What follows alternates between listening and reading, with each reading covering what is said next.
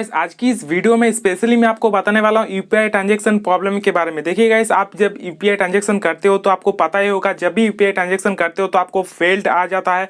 क्यों फेल्ड आ जाता है? यदि यूपीआई ट्रांजैक्शन करते वक्त आपका पैसा यदि फंस जाता है, पैसा तो ट्रांसफर कर दिया, पैसा तो अपने बैंक अकाउंट से कट गया, ठीक है, बट उसके बैंक अकाउंट पे नहीं पहुंचा, ठीक है। तो क्यों नहीं पहुंचा, एक छोटा सा सोल्यूशन दूंगा। उसके साथ आपका पैसा भेजने के बावजूद वो पेंडिंग में चला जाता है, उसके साथ पैसा उसके बैंक अकाउंट पे पैसा नहीं आता है, आपका बैंक अकाउंट पे पैसा कट जाता है। तो इसके भी प्रॉब्लम के बारे में आज इस वीडियो में आपको सिंपल तरीके में आपको समझाने वाला हूं और एक छोटी सी मैं आपको अपडेट देने वाला हूं।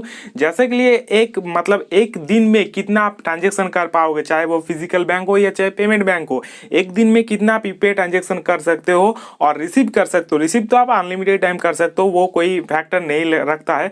और एक दिन में कितना लिमिट, मतलब एक दिन में कितना तक आप ट्रांजैक्शन कर पाओगे, ये भी आप छोटे से हिंट्स बता दूंगा। और बेसिकली आज इस वीडियो में बताने वाला हूं पेमेंट बैंक के बारे में, ठीक है ना।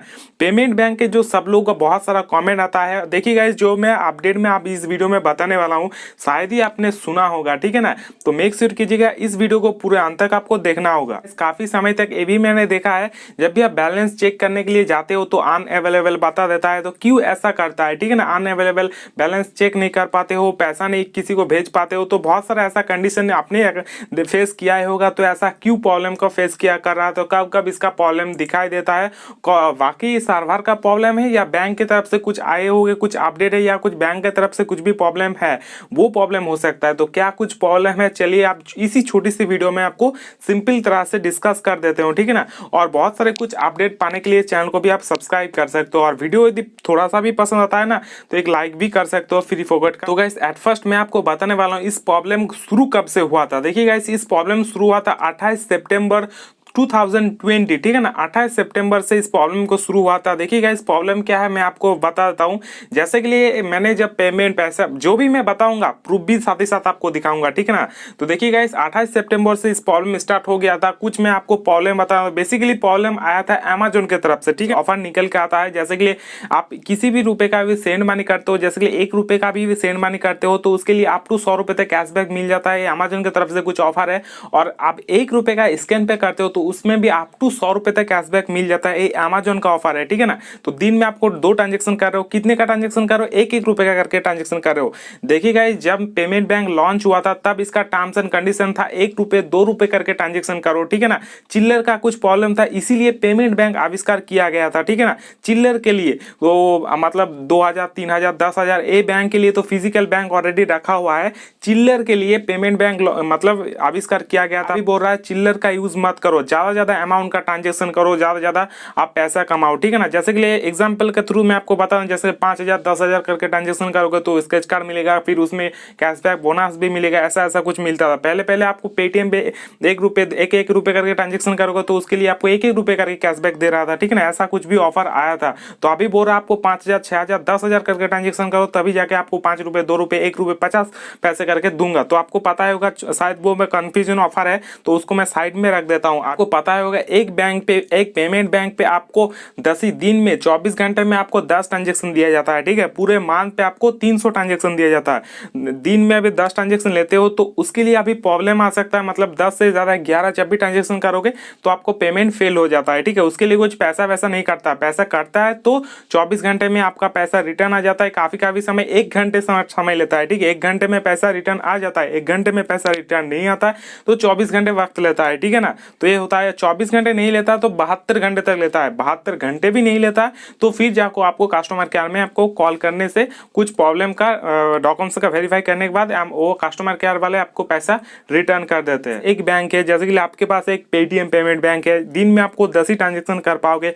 उसी पेटीएम पेमेंट बैंक पे आपको एक गूगल पे है, एक फोन पे है, अमेजोन है और बहुत सारे यूपीआई जुड़ा हुआ है, ठीक है ना। तो सारे के सारे यूपीआई में पहले क्या होता था, सभी यूपीआई में आपको 10-10 ट्रांजेक्शन करके दिया जाता था। शुरुआत दिनों में था अनलिमिटेड था, फिर आया 20-20 करके ट्रांजेक्शन, फिर अभी जो आपको ट्रेंड में चल रहा था 10-10 करके। जितने सारे यूपीआई है प्लेटफॉर्म है, जितने सारे एप्लीकेशन है, उतने सारे एप्लीकेशन पे 10-10 करके ट्रांजेक्शन दे देता था। अभी आपको क्या करते हैं, एक ही बैंक है, एक ही बैंक पे आपका सारा जो एप्लीकेशन लिंकेड है ना, फोन पे, पेटीएम, फोन पे भी लिंकेड है, पेटीएम पे लिंकेड है, अमेजोन पे भी लिंकेड है, गूगल पे भी लिंकेड है, सारे के सारे एप्लीकेशन लिंकेड है, ठीक है ना, एक ही बैंक के साथ। तो टोटल मिला के एक ही बैंक पे आपको सारा का सारा खेल बैंक का ही है। टोटल मिला के आपको 10 ही ट्रांजेक्शन कर सकते हो 24 घंटे में, ठीक है। तो ऐसा टर्म्स एंड कंडीशन बिठा दिया है यूपीआई वालों ने, ठीक है ना। और आपका यदि पैसा यदि फेल्ड हो जाता है किसी कारण के वजह से, तो आपको घबराने का कोई ज़रूरत नहीं है। एक घंटे तक आप वेट कर सकते हो, नहीं तो 24 घंटे तक वेट कर सकते हो। वो भी नहीं हो पाता तो 72 आवर्स तक, मतलब 3 दिन तक वेट कर सकते हो। 3 दिन के आपको पैसा आ जाता है। बेसिकली फर्स्ट स्टेप जो 1 घंटे में नहीं आता तो 24 घंटे में आ ही जाता है, ठीक है ना। तीन स्टेप आपको कंप्लीट नहीं करना है, 24 घंटे आपका पैसा मिल जाता है। फिर 3 दिन में भी यदि पैसा नहीं आता है, फिर आपको बैंक से आपको कांटेक्ट करना पड़ेगा, या तो फिर कस्टमर केयर से भी कांटेक्ट करके आपका पैसा रिटर्न कर देता है। ये प्रॉब्लम स्टार्ट कब से हुआ था? ये प्रॉब्लम बेसिकली स्टार्ट हुआ था 28 सितंबर 2020। 28 सितंबर से स्टार्ट हुआ था एट फर्स्ट अमेजन की तरफ से। अमेजन जब से इस कंडीशन अप्लाई कर दिया, अमेजन के साथ साथ फोन पे, गूगल पे, सारे के सारे, पेटीएम भी उसके साथ कतार में आ गया। जब से अमेजन आया, फिर फोन पे तो मतलब अमेजन तो जस्ट स्टार्ट ही किया था, फोन पे तो लगातार उसका अपडेट देते ही रहा था, ठीक है। बेसिकली इसके बारे में तो जी न्यूज में भी अपडेट आया था, आपने शायद देखा ही होगा, उस टाइम खबर में मैं भी देखा था, ठीक है ना। एक दिन में कितना ट्रांजेक्शन कर सकते हो देखिएगा, इस अमेजन की तरफ से बोला गया है एक दिन में 1 लाख रुपए तक ट्रांजेक्शन कर सकते हो, ठीक है ना, एक दिन में। और आपको उसके लिए 10 ट्रांजेक्शन दिया जाता है, पूरे के पूरे 10 ट्रांजेक्शन दिया है। उसी 10 ट्रांजेक्शन के अंदर आपको 1 लाख रुपए तक ट्रांजेक्शन कर सकते हो, उससे ज्यादा नहीं। 1 लाख रुपए से ज्यादा ट्रांजेक्शन नहीं कर सकते हो एक दिन में, और 10 ट्रांजेक्शन से भी ज्यादा आप नहीं कर सकते हो। यदि ज्यादा अमाउंट ट्रांजेक्शन करना चाहोगे तो एक दिन में 10 ट्रांजेक्शन हो जाता है, ठीक है ना।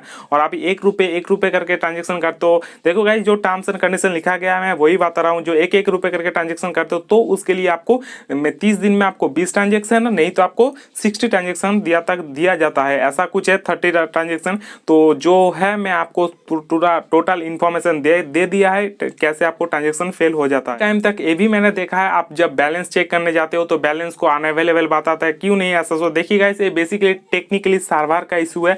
जब एक ही टाइम पे बहुत सारे लोग आ जाता है, उसी टाइम पे वो सर्वर काम करना बंद ही कर देता है। बैलेंस जब चेक करने के लिए जाते हो, चाहे वो फिजिकल बैंक हो, चाहे पेमेंट बैंक हो, किसी भी तरह से बैंक हो, बैलेंस भी नहीं चेक हो पाता, ठीक है। और जब किसी को पैसा भी ट्रांसफर कर देते हो तो ट्रांसफर भी नहीं होता है, बेसिकली किसी का पैसा भी कट जाता है, ठीक है। तो 1 घंटे के अंदर अंदर वो पैसा रिटर्न भी आ जाता है, उसके पास जाता नहीं है। फेल हो जाता है तो उसके पास जाता नहीं है, अपने आप फिर से आ जाता है। घबराने की कोई जरूरत नहीं है, ठीक है ना। ऐसा कुछ नहीं है आपका पैसा फेल हो गया बस उसके पास नहीं गया, ऐसा नहीं है। उसके पास जाएगा भी नहीं, जब आपका फेल हो चुका है तो उसके पास जाएगा नहीं, वापस आपके पास ही वो पैसा आ जाता है 1 घंटे के अंदर अंदर। अभी मैं आपको बताने वाला हूँ ये प्रॉब्लम क्या पेमेंट बैंक ही काम कर रहा है, ऐसा बिल्कुल भी नहीं गाइस। ये पेमेंट बैंक है और फिजिकल बैंक, दोनों ही बैंक के बराबर काम कर रहे हैं। पेमेंट बैंक भी सेम फेल्ड, जब किसी को पैसा भेज रहे हो तो फेल्ड हो जाता है, फिर फिजिकल बैंक भी ऐसा करता है, ठीक। किसी को पैसा भेज रहे हो तो वो भी फेल्ड हो जाता है।